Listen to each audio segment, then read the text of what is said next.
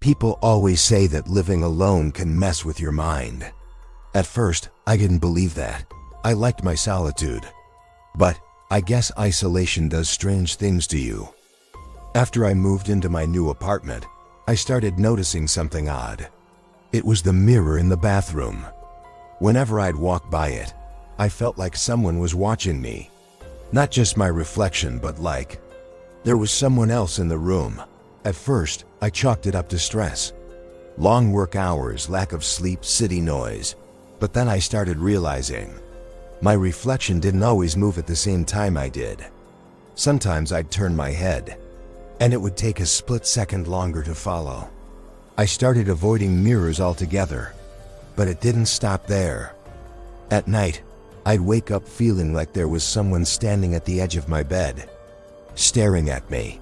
I'd turn on the light, and no one would be there. Then, I started having sleep paralysis episodes.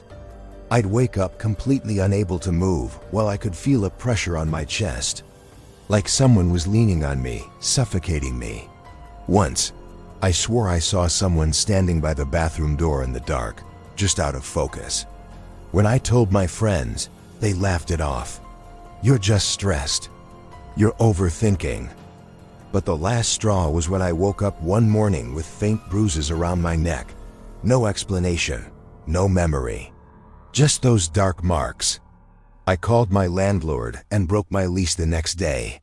Packed everything up and left. I've been fine since then. But sometimes when I pass by mirrors in public places, I get that same cold feeling. Like something or someone is still watching me, and I wonder, was it just in my head, or did something follow me? Before we move on to the next story, don't forget to leave a like and subscribe to the channel.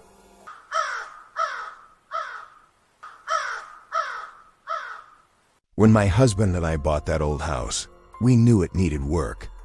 It was over 100 years old, creaky floors, drafty windows, and of course, the basement. The first time we went down there, I remember feeling uneasy.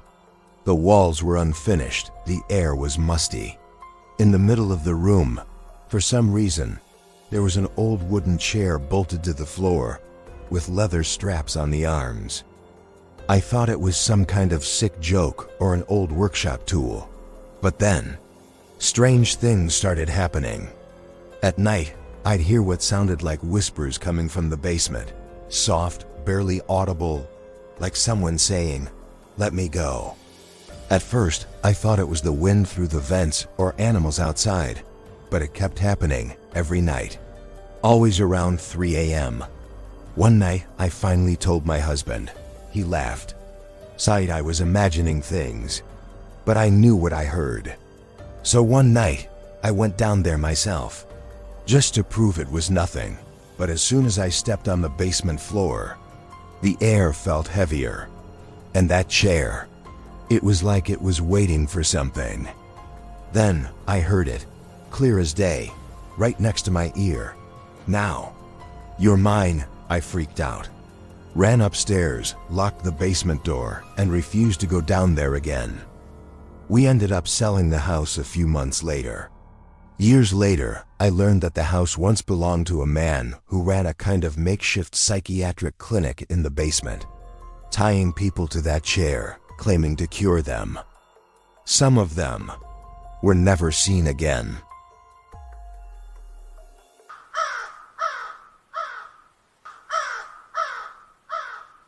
It started as just another missing person case in our small town.